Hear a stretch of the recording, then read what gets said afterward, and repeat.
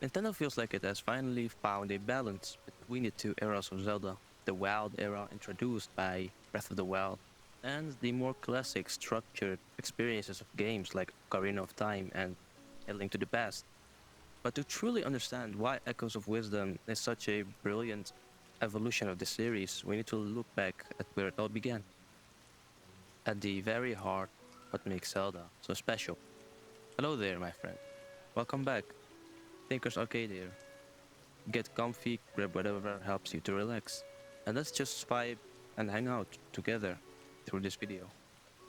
Today I just want to discuss the evolution of the Legend of Zelda series, focusing on the structure of the games, how Breath of the Wild blends the open world freedom from the first Zelda game with the classic puzzle solving, and break down the game's standout features and why it's such an exciting addition to the franchise.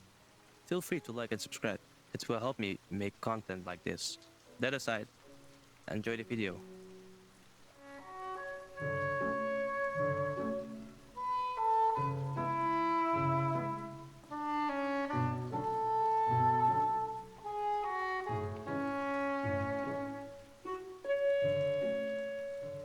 The latest entry in the Legend of Zelda series, Echoes of Wisdom, has been making waves since its release. A game that feels both fresh and familiar. It's a perfect combination of what we've come to love about Zelda games over the years. The sense of freedom from Breath of the Wild, the puzzles from Twilight Princess, and the exploration from A Link to the Past. And something new.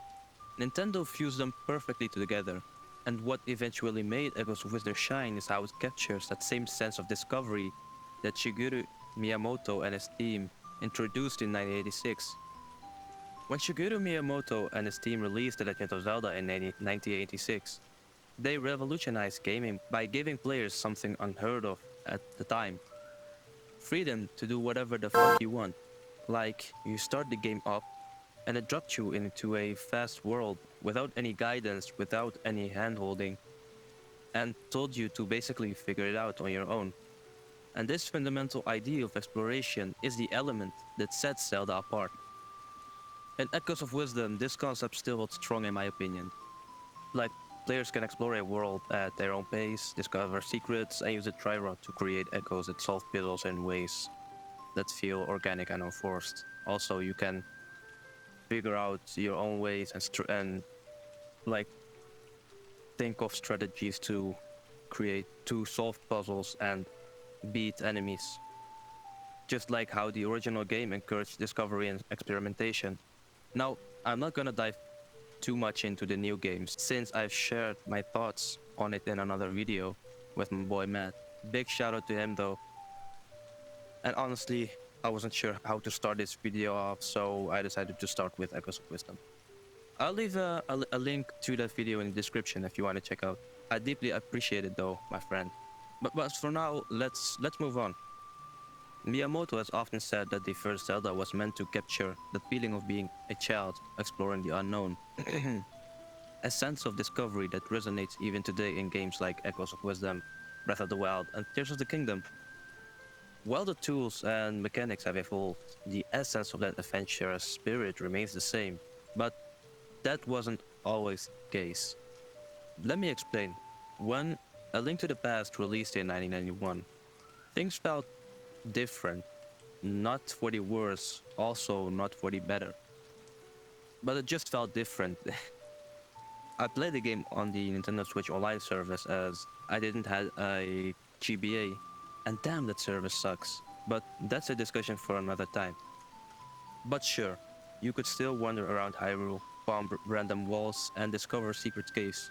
But there was this noticeable shift in how the game wanted you to approach your adventure. The dungeons weren't just scattered across the map for you to stumble into anymore. They had a specific order, a purpose. A boomerang or a hookshot you found in one dungeon, you probably needed for the next. It was less the choose your own adventure type and more the let's take you on a carefully designed roller coaster type. Fast forward to the late 90s, and Ocarina of Time entered the scene. And I have to admit, besides the different structure and limitations compared to the first Zelda game, this game was amazing. It wasn't just a game, it was a whole cultural reset. with the poly 3D graphics and mechanics like Z targeting. Ocarina of Time felt like the dawn of a new era for gaming. This wasn't just your childhood Zelda, this was grown up Zelda. The series was no longer just about exploration and secrets. It was about skill, emotion, and immersion. And the atmosphere in the dungeons? Mwah.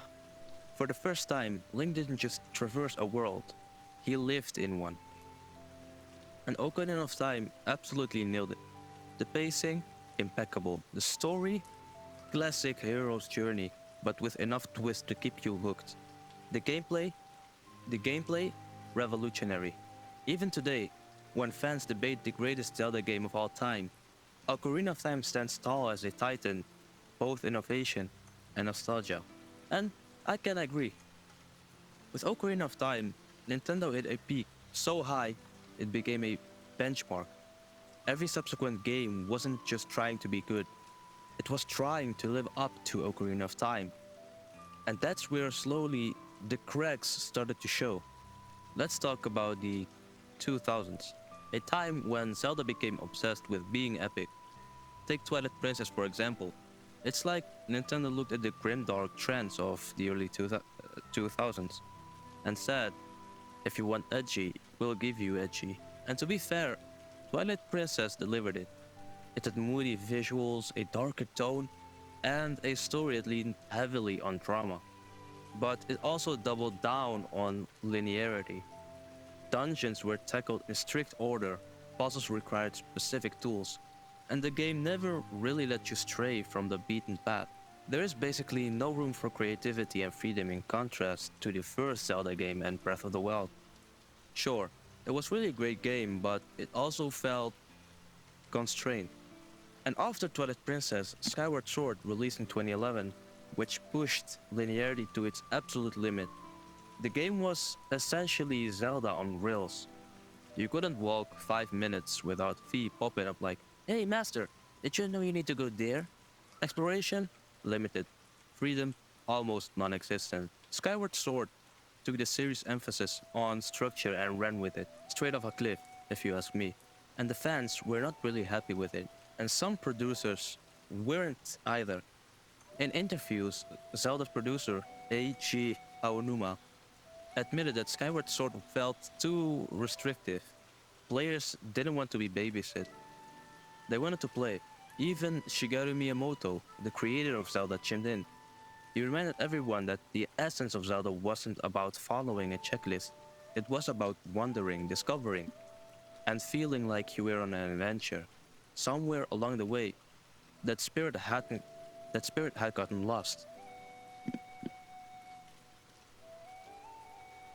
And so Skyward Sword became a turning point to go back to the roots.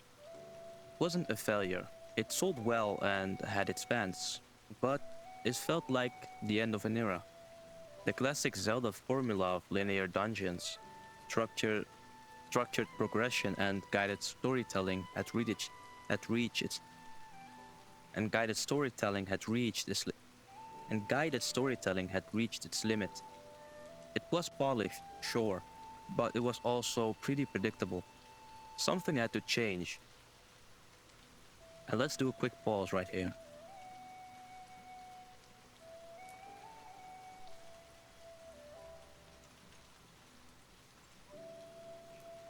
What?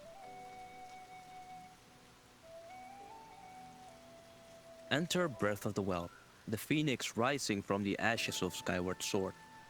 Where its predecessor confined players, Breath of the Wild set them free. No tutorials, no handholding, just a vast, open world to be explored. It was the Legend of Zelda reimagined, a return to the chaotic freedom of the original game, but infused with modern sensibilities. And then, in 2017, everything changed. Enter Breath of the Wild, a game that wasn't just a sequel, but a rebirth for the Zelda franchise. It wasn't about playing by the rules. There are no rules at all. Now, I don't want to take long on this, but let's take a moment to appreciate what Breath of the Wild represented. For years, Zelda has followed a formula. You'd enter a dungeon, find a specific tool, and use that tool to solve increasingly complex puzzles until you reach the boss. And while that structure was polished to perfection, it also became predictable, as I said earlier. Fans knew what to expect. The sense of surprise, of wonder, had begun to fade. Freedom wasn't just a feature in Breath of the Wild, it was the old foundation. Gone were the hand-holding tutorials, the rigid dungeon orders, and the linear progression. Instead, you were dropped into a world, and that's it.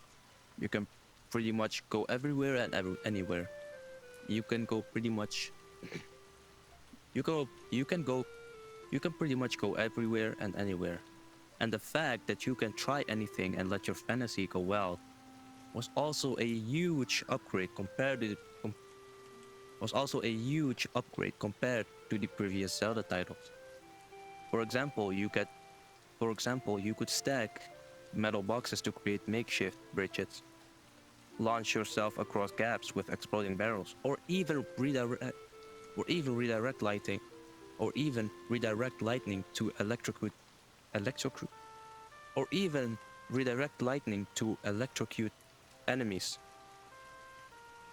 The possibilities were endless, and every player's experience felt uniquely theirs.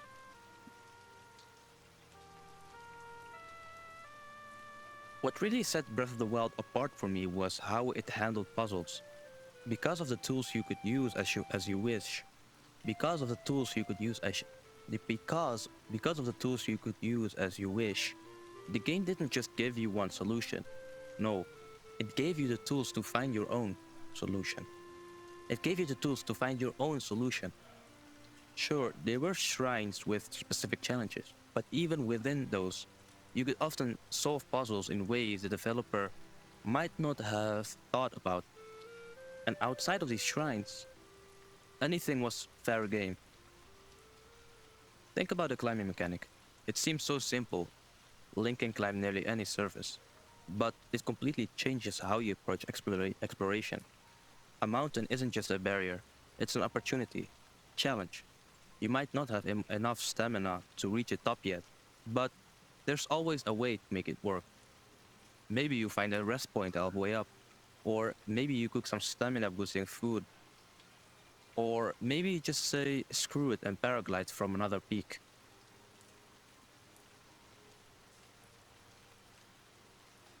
So, Breath of the Wild gives you a world that feels alive. The weather isn't just aesthetic, it's gameplay.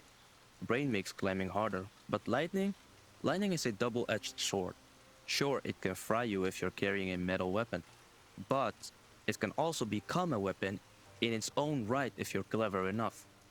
The towns, farms, and villages are warm and cozy, making me want to live there and chill with the NPCs, doing NPC things. Even the NPCs are part of the magic. They're not just quest givers or just randomly standing there in a corner. They're part of the world's tapestry. A traveler might warn you about the dangerous monster nearby, or just turn in a monster him or herself. A child might challenge you to collect crickets. It's these small human moments that make Hyrule feel like a place worth saving. But of course, freedom isn't without its costs. While the world was vast and open, it also felt a little empty, to be honest. Sure, there were carved seeds to find, shrines to conquer, and secrets tucked into every corner.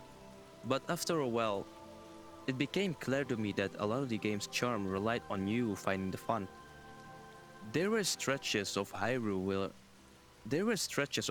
where the landscape felt more like filler. It's beautiful filler, but filler nonetheless. You sometimes miss the dense, handcrafted feel of older games where every screen seemed to have a purpose. In Breath of the Wild, you might stumble upon a breathtaking vista, only to realize there is, well, nothing particularly interesting there. And the shrines, while clever, didn't quite capture the intricate dungeon designs of past games like Ocarina of Time or Twilight Princess. But even these critiques speak to the game's boldness.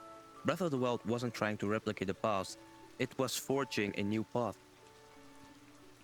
In the end, Breath of the Wild didn't just bring Zelda back to its roots, it redefined what those roots could be. It reminded us that the heart of the series wasn't about linear dungeons or specific tools. It was about the spirit of adventure, of standing at the edge of a cliff and thinking, I wonder what's out there, like Miyamoto wanted Zelda to be. And that's what makes Breath of the Wild one of the best games in the franchise. It didn't just break the rules, it reminded us why those rules exist in the first place. But most importantly, it reminded us that sometimes the best adventures are the ones we make for ourselves. And now, Echoes of Wisdom takes this evolution one step further.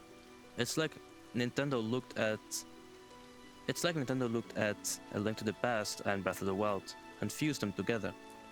The Echoes mechanic, a nod to the light, a nod to the light world, dark world, a nod to the light world, dark world from A Link to the Past, creates a sense of structure and purpose within the open world. It pulls players to intricate puzzles and story-driven moments without ever feeling restricted. What makes Echoes of Wisdom so special is how it balances the old with the new. You still get a sprawling open-ended. You still.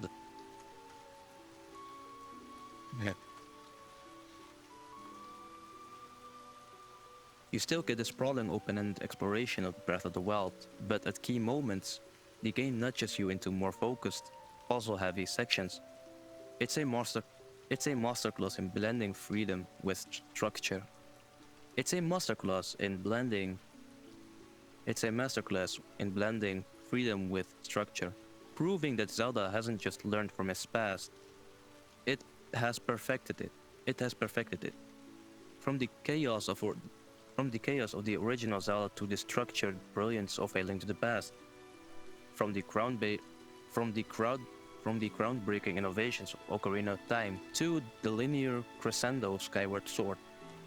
The series has always evolved, and with Echoes of Wisdom, it feels like Zelda has finally found its sweet spot. It's a game that honors its roots while boldly stepping into the future.